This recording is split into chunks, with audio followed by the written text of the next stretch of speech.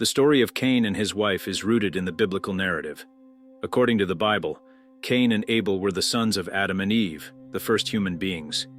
The details of Cain's wife and how he met her are not explicitly mentioned in the biblical text. The book of Genesis in the Bible recounts that Cain became jealous of his brother Abel, and in a fit of anger, he killed him. After committing this act, God confronted Cain and pronounced a curse on him. As part of the curse, Cain became a wanderer on the earth.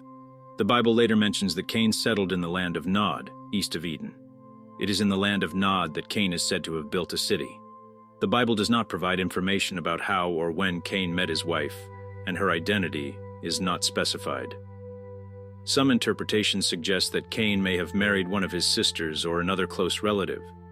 It's important to note that the Bible provides a brief and symbolic account of early human history, and the focus is often on theological and moral lessons, rather than detailed historical or biographical information.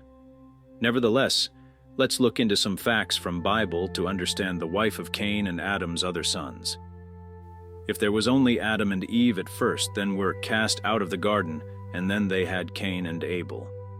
That would mean there were only 4 people on earth. Once Cain killed Abel and was marked, where did he go? How did we go from only 3 people on earth to about 7 billion people on the earth? Who did Cain marry? Where did she come from? First, Scripture tells us that Adam and Eve had 3 sons. First, they had Cain and Abel. See Genesis 4. But when Cain killed Abel, Cain was unfit to carry on the line. Rather, it went through a next son, Seth. Genesis 5 records this. 1. This is the list. When God created humankind, he made them in the likeness of God. 2, male and female he created them. And 3, Adam became the father of Seth, and 6, Seth became the father of Enosh, and 9, Enosh became the father of Cainan. The heart of today's question is, who did Adam's sons marry to populate the earth? Genesis 5:4 says, Adam, after he became the father of Seth, had other sons and daughters. I know, it's icky, but the only choice, according to Scripture, was a sister. The next generation was surely cousins, then more distant cousins. Then as the world populated, God thankfully commanded that incest was no longer allowed. According to the Bible, Adam and Eve were the first humans, and they had 2 sons named Cain and Abel. Later, they had other sons and daughters as mentioned in Genesis 5:4. The Bible does not provide names for these additional children or elaborate on their lives.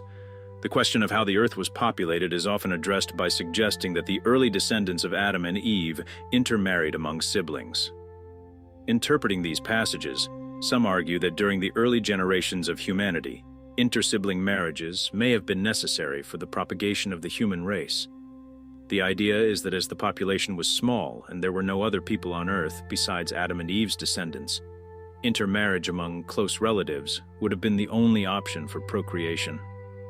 As the generations unfolded after the exile of Cain, the descendants of Adam and Eve multiplied and spread across the land. Adam, with his remarkably long life, witnessed the growth of a burgeoning population. His wife, gifted with exceptional fertility, bore not only Cain, Abel, and Seth, but also numerous other sons and daughters. These offspring, in turn, established their own families, each living in their respective tents and contributing to the expanding tapestry of human life. Amidst this proliferation of descendants, the wanderer Cain continued his restless journey through the vast territories that had become inhabited by the children of Adam and Eve. His encounters with distant cousins, the sons and daughters of his siblings, became more frequent as the population increased. One day, in the course of his wanderings, Cain came across a distant cousin, a daughter of one of his brothers. Struck by her presence, they formed a connection that transcended the familial ties they shared. Recognizing the need for unity and community in a world that was becoming increasingly populated, Cain and his newfound wife decided to join forces and establish a settlement. The city they founded became a haven for their extended family, a place where the descendants of Adam and Eve could come together, trade, and support one another. In this community, They sought to build a life that transcended the curse of restlessness and the challenges posed by the harshness of the cursed ground.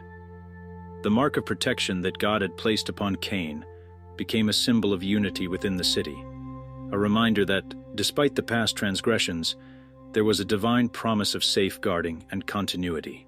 As the city thrived and the descendants of Cain and his wife multiplied, they began to cultivate the land and engage in various trades. The once cursed ground gradually yielded its bounty, and the community became a testament to the resilience and adaptability of humanity.